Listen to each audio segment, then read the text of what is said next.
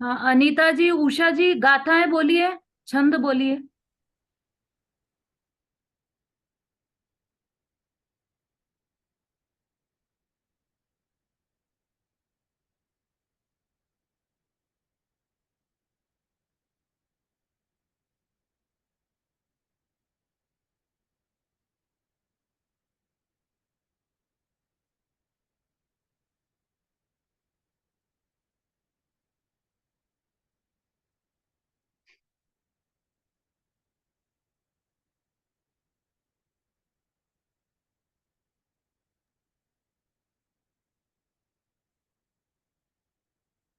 छंद बोलना प्रारंभ कीजिए सभी लोग।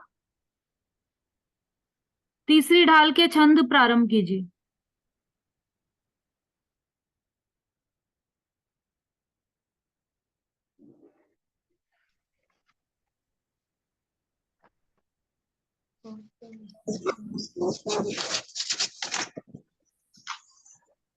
परद्रव्यनेते तिन्ने आपे में कुछ सम्यक भला है। आपे रूप रूप को आकुलता आतम को हित। कौन सा शुरू करें? दूसरा बोल रही हूँ, पहला बोल चुके। Okay sorry. परद्रव्यनेते भिन्न आपे में रुचि सम्यक भला। जाने तो सम्य के जाने कला है। आपके रूप में है के चार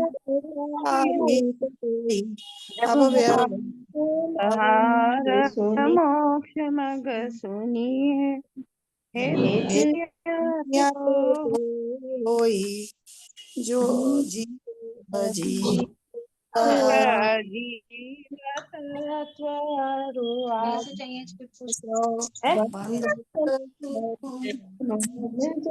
अभी थोड़ी देंगे तो 5 मिनट तो रुको जी।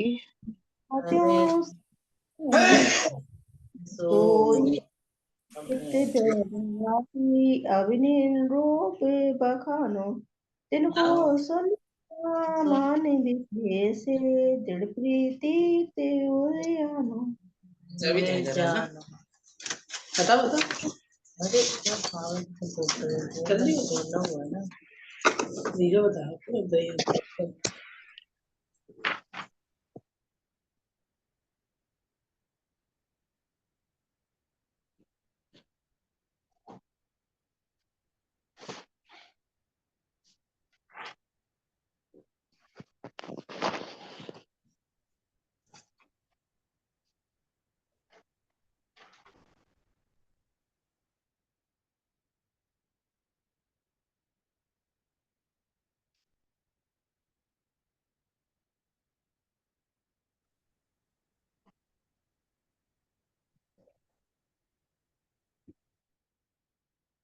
मंगलाचरण के लिए सभी हाथ जोड़ लीजिए। नमो हरिहंताणम, नमो सिद्धाणम, नमो आयरियाणम, नमो उवझायाणम, नमो लोय सवसाहुणम। तीन भुवन में सार वीतराग विज्ञानता, शिव स्वरूप शिवकार, नमः त्रियोग संहारी के। छड़ाला की तीसरी ढाल चल रही है। पंडित दौलत राम जी द्वारा रचित बहुत ही महत्वपूर्ण ग्रंथ है यह छड़ाला, जिसकी तीसरी ढाल में चौथी गाथा हमारी चल रही है।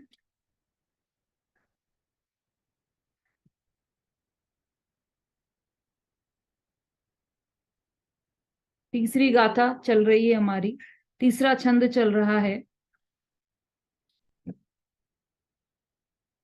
नरेंद्र छंद जोगी रासा में लिखे गए हैं ये सभी छंद। 4-4 लाइन के छंद हैं यह तीसरी ढाल में।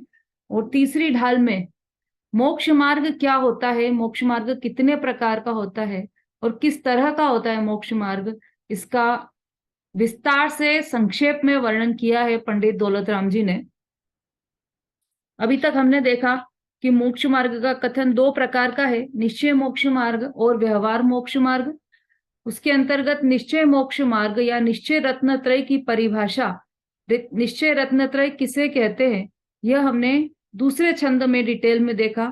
और उसके बाद व्यवहार मोक्ष मार्ग किसे कहते हैं उसकी चर्चा यहाँ पर चल रही है।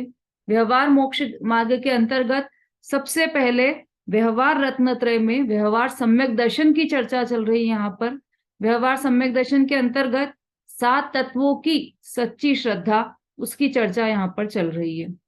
अब 7 तत्वों का स्वरूप बता रहे हैं। इसके अंतर्गत सबसे पहले जीव तत्व का स्वरूप बता रहे हैं कि जीव को, मतलब जिसे सम्यक दर्शन प्राप्त हो जाता है, ऐसे समकिति ज्ञानी, वह जीव को कितने भेद समझता है और किस तरह से भेद समझता है, वह चर्चा हमारी चल रही। जीव के भेद बहिरात्मा और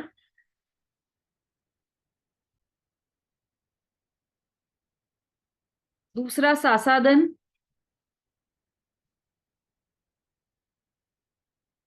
पहला मिथ्यात्व।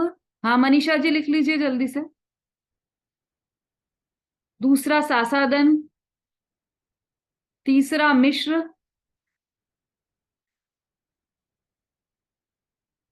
चौथा अविरत सम्यक्त्व,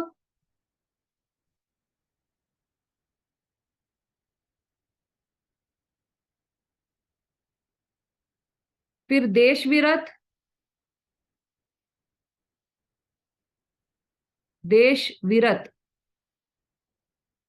फिर प्रमत्त संयत,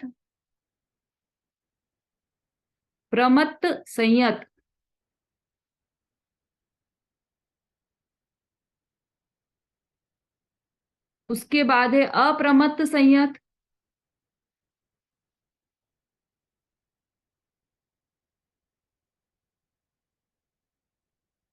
कौन से नंबर का हो गया स्वाति जी? 7 नंबर का हो गया दीदी, 7वां अप्रमत्त हाँ संयत। हाँ, आगे लिखिए अपूर्वकरण,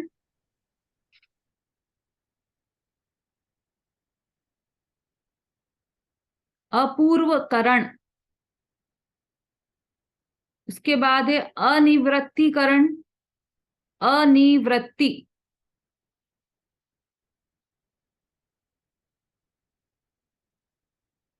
अनिवृत्तिकरण, सूक्ष्म सांप्राय, कौन सा नंबर है? 10वां दीदी। 10वां सूक्ष्म सांप्राय, सांप्राय। 11वां उपशांत मोह,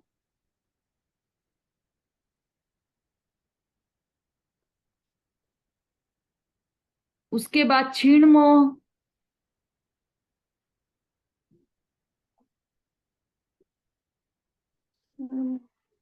उपशांत मोह, क्षीण मोह,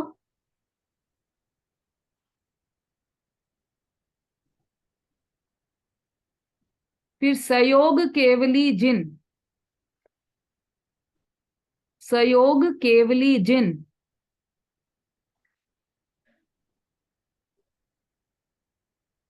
और अंतिम है अयोग केवली जिन।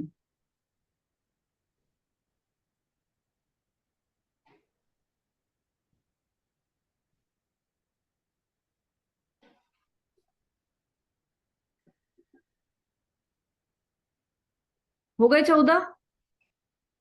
हाँ दीदी। हाँ, ये हैं 14 गुणस्थान के नाम। अब इसमें जो पहला गुणस्थान है, हाँ बोलिए राखी जी। दीदी प्लीज रिपीट कर दीजिए एक बार।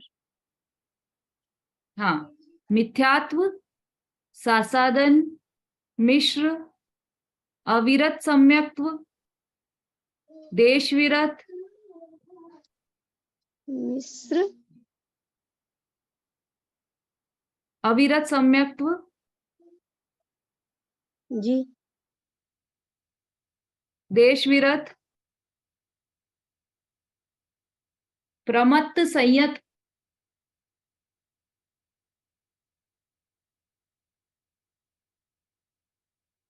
फिर अप्रमत्त संयत,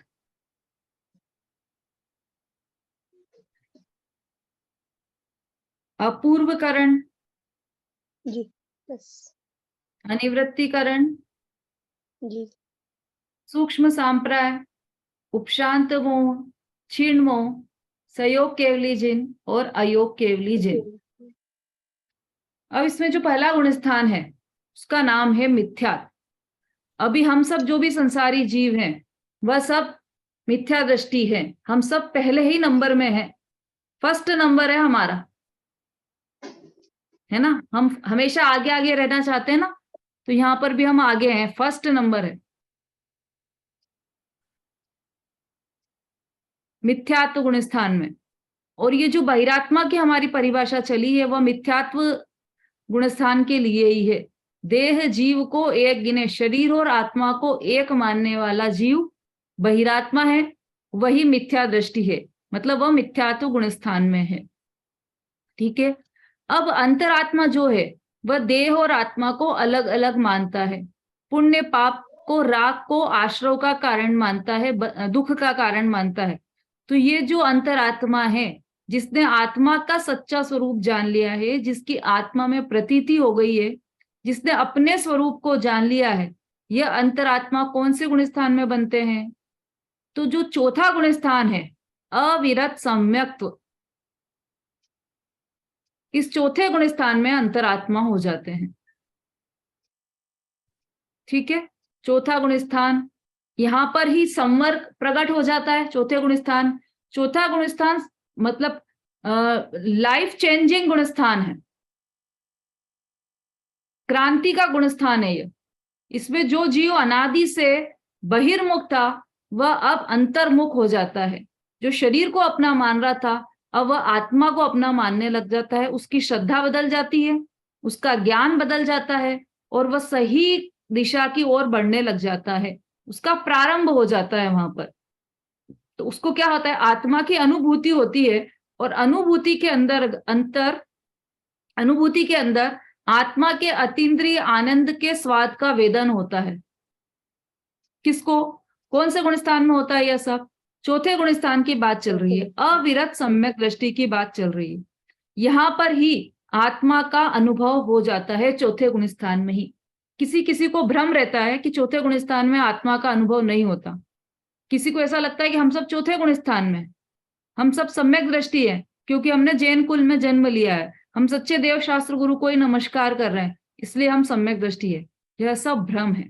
जब तक आत्मा की अनुभूति नहीं होती तब तक आप मिथ्या दृष्टि ही हो, पहले गुणस्थान में ही हो। जब आत्मा का अनुभव हो जाए, आत्मा की श्रद्धा हो जाए, ज्ञान हो जाए, तब चौथा गुणस्थान हो जाता है और वहीं से धर्म का प्रारंभ हो जाता है। वही मोक्ष महल की प्रथम सीढ़ी है, सम्यक दर्शन। और सम्यक दर्शन चौथे गुणस्थान में ही होता है।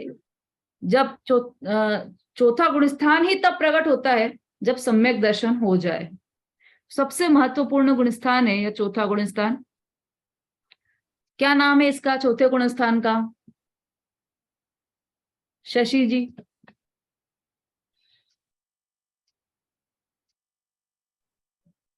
मेरा कहाँ से इसने दबा दिया?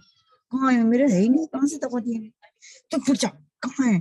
चुप। अरे ऊपर रखा हुआ था। नहीं तो है नहीं। बोलिए बोलिए शशि जी। ऐसे ग्रुप बने हुए वो है, ग्रुप बने हुए। चलिए, रेडमी किसका है ये? Redmi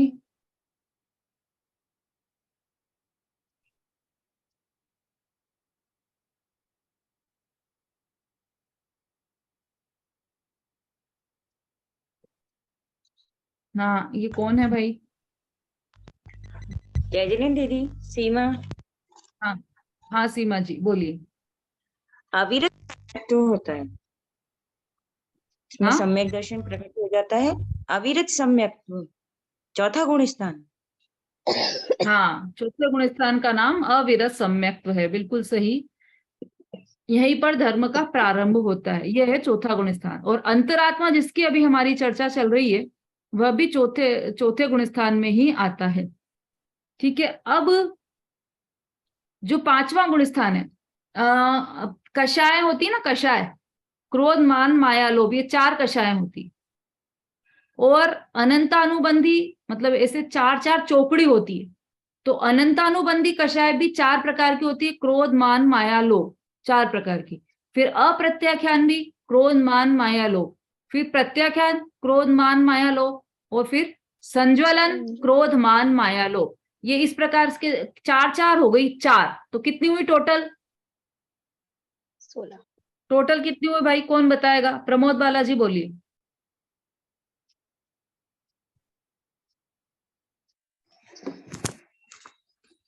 total 25। 25 हो गई। 4 चलना चाहिए। रूबी जी बोलिए। हाँ दीदी, जय जिने दीदी 16 हुई और 9 कषाय मिला के 25 होती। हाँ, अभी तो 16 का ही पूछा है ना, तो ये 16 हुई है। ठीक है, ये चार चार, ये चार मिला के 16 हो गई। तो ये जो जैसे अनंतानुबंधी संबंधी चार है, तो ये कहलाती है एक चौकड़ी, मतलब अनंतानुबंधी की चौकड़ी। फिर अप्रत्याख्यान की चौकड़ी, प्रत्याख्यान की चौकड़ी और संज्वलन की चौकड़ी। नाम से मत घबराइए, ये चारों कषाय हैं जो क्रम से जाती है। जब चौथा गुण स्थान प्रकट होता है, आत्मानुभूति होती है ना, अविरत सम्यक दृष्टि जब बनते हैं, तब पहली कषाय का अभाव हो जाता है। कौन सी ये पहली कषाय? क्रोध। मनीषा जी। क्रोध क्रोध क्रोध क्रोध। क्रोध। बिल्कुल सही बताया आपने, क्रोध।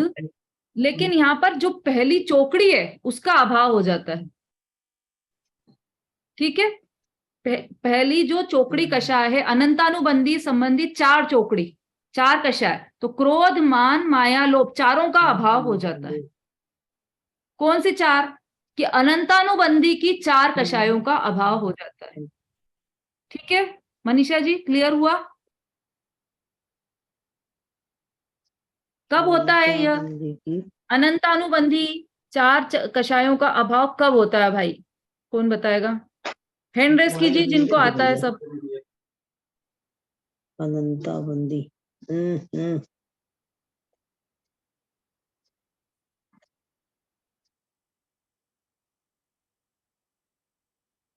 1 2 3 4 5 6 लोगों को ही समझ में आया है क्या बस? बाकी सबको क्या ऊपर से जा रही क्या बात?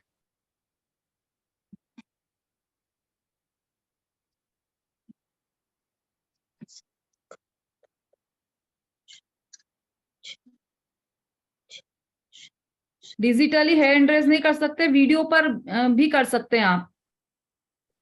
जिनको समझ में आ रहा है वो वीडियो पर भी हैंड रेस कर सकते हैं, ताकि मुझे भी समझ में आए कि सबको समझ में आ रहा है। अनीता जी, समझ में आ रहा है आपको बराबर? क्रोध मान माया लोभ तो आ रहा है ये पहले। हाँ, 16 क्रोध मान माया लोभ अनंतानुबंधी हाँ चौथे स्थान पे होती है ये तारा है। हाँ, चौथे स्थान पर इनका अभाव हो जाता है।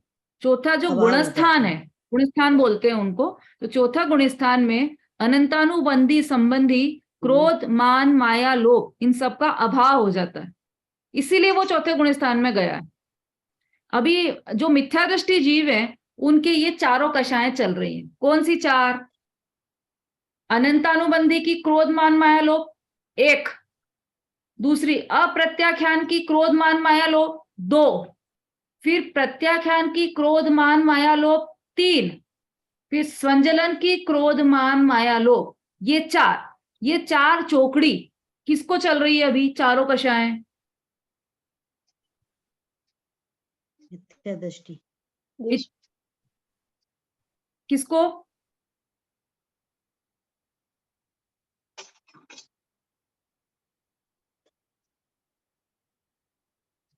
भाई ये ऐसा है कि नई बात तो जरूर है, सबको नए नए शब्द लग रहे होंगे तो कठिन तो होगा, लेकिन उसको आप सरल समझने की कोशिश करेंगे तो बहुत सरल है, समझ में भी आ जाएगा।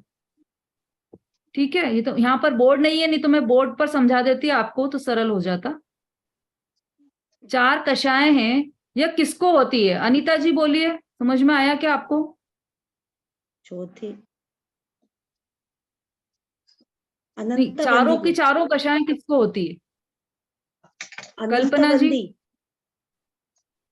अनंतानुबंधी भी और अप्रत्याख्यान, प्रत्याख्यान और संजलन भी, ये जो 4 कषाएं बताई है ना, वह किसको होती है? बोलिए कल्पना जी, बोलिए। दीदी मिथ्या दृष्टि जीव को।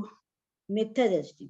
हाँ बिल्कुल सही, मिथ्या दृष्टि जीव को ये चारों ही कषाएं चलती हैं, चारों ही कषाएं चल रही हैं, इसीलिए तो वो मिथ्या दृष्टि है। और जिनके एक चौकड़ी कषाय का अभाव हो जाता है वह सम्यक दृष्टि हो जाता है और वह चौथे गुण स्थान में पहुंच जाता है। तो एक चौकड़ी कौन सी? कि अनंतानुबंधी क्रोध मान माया लोभ का अभाव हो गया तो वह चतुर्थ गुण स्थान में पहुंच गया, सम्यक दृष्टि हो गया।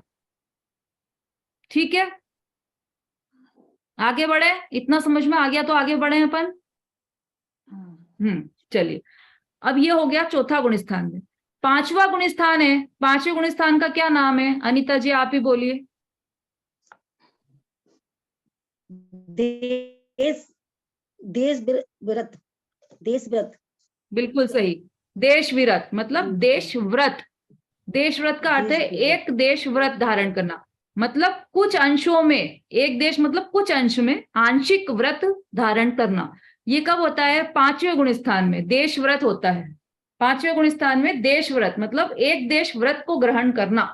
तो वो क्या करते हैं? अणुव्रत ग्रहण कर लेते हैं। अंदर में क्या हुआ? ये तो बाहर में हुआ कि व्रत ग्रहण करे, अंदर में क्या हुआ कि उनके 2 चौकड़ी कषाय का अभाव हो गया। ठीक है, 2 चौकड़ी कषाय का अभाव किसके हुआ? सीमा जी। देश व्रत। देश व्रत। हाँ, कौन कौन सी है 2 चौकड़ी? कौन सी?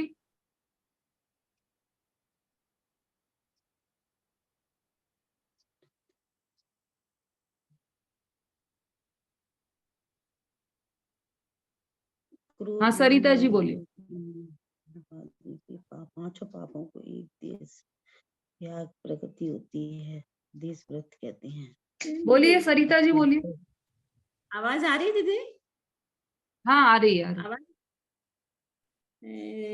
अनंतानुबंधी क्रोधमान माया लोभ और अप्रत्याख्यान क्रोधमान माया लोभ, ऐसे 2 चौकड़ी वेरी का गुड, अभाव होता है। बिल्कुल सही, बहुत बढ़िया। कौन सा गुण स्थान प्रकट हो गया फिर? 5वां देश देश व्रत। देश व्रत। देश विरत, बिल्कुल सही। तो ये अंदर में हुआ 2 चौकड़ी कषाय का अभाव, और बाहर में क्या हुआ? बाहर में उसने एक देश अणुव्रत ग्रहण किए दीदी। बिल्कुल सही, बहुत बढ़िया।